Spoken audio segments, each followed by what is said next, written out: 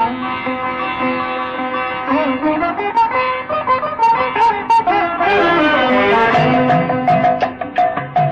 புகழும் புண்ணிய கதை ராமனின் கதையே, உங்கள் செவி குளிர பாடிடுவோம் கேளுங்கள் இதையே.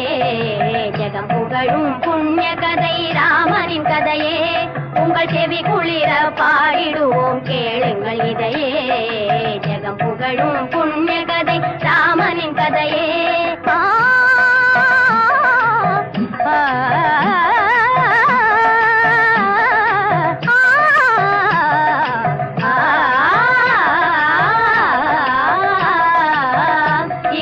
சுகமெல்லாம் அடைந்திடலாமே இந்த கதை கேட்கும் எல்லோருமே.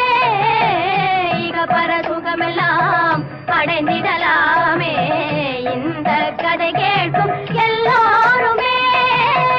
இனிக்குது நாவெல்லாம் உரைத்திடும் போதிலே, இனிக்குது நாவெல்லாம் உரைத்திடும் போதிலே, இணையே இல்லாத காவியமாகும் ஜெகம் புகழும் புண்ணிய கதை ராமனின் கதையே. உங்கள் செவி குளிர பாடிடுவோம் கேளுங்கள் இதையே.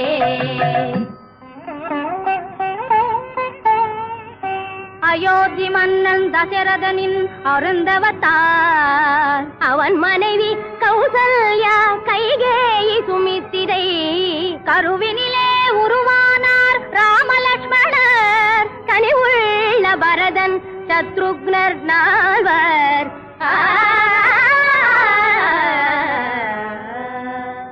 நாட்டினர் போற்றவே நால்வரும் பலகலை ஆற்றலும் அடைய மன்னன் வளர்த்து வந்தானே.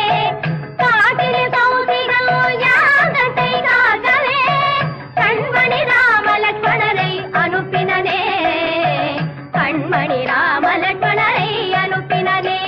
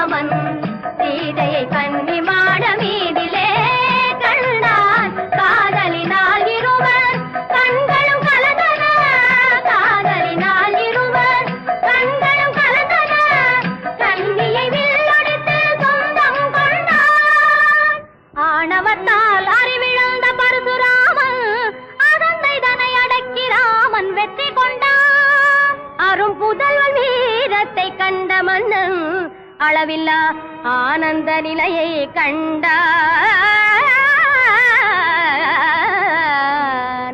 ஜெகம் புகழும் புண்ணிய கதை ராமனின் கதையே, உங்கள் செவி குளிர பாடிடுவோம் கேளுங்கள் இதையே.